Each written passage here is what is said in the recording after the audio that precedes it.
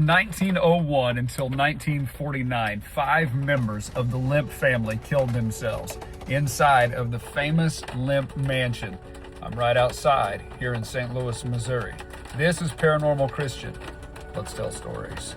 Sitting directly off of Interstate 55, everybody that passes by is able to get a good glimpse at the Lemp Mansion. Some knowing something about the history, many having no idea. The mansion here, home to the family that owned and operated the famous Lemp Brewery down the street.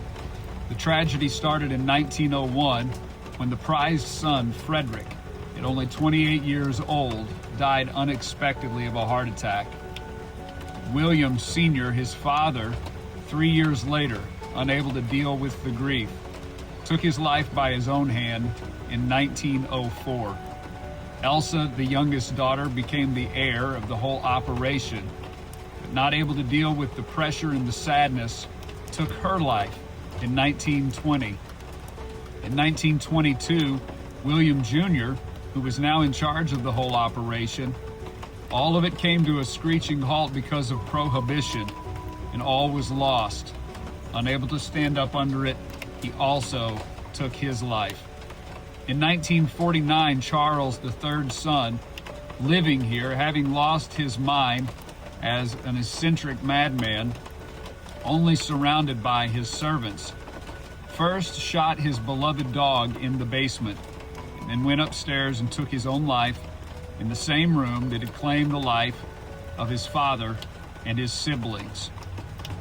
There was also a rumor that there was an illegitimate son of Billy Jr., one born with Down syndrome and cruelly called the Monkey Boy.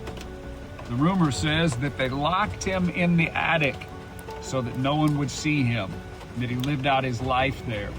Many people still today claim they see him peering out or hear him playing with marbles above them. The Lavender Room, bedroom of Lily Lemp, Billy's ex.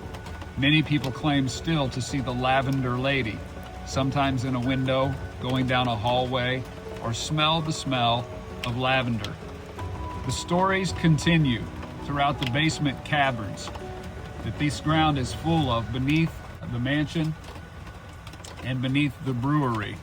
Endless tunnels that worked as refrigeration, where people claim to see shadow figures and to feel unruly feelings of dread.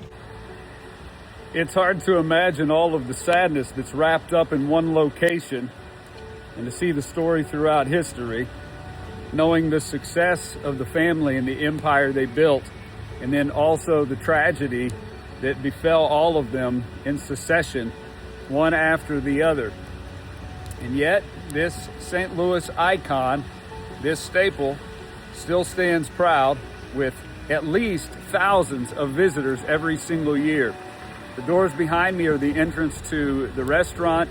You can also book a room to stay at the Lemp, and there's a great gift shop to boot. Just down the street to my left is the original brewery. All the buildings still stand. Downstairs is the site of the Lemp Dinner Theater, where all kinds of interactive productions go on, such as murder mystery theaters, which fit the ambiance and theme of the place really, really well.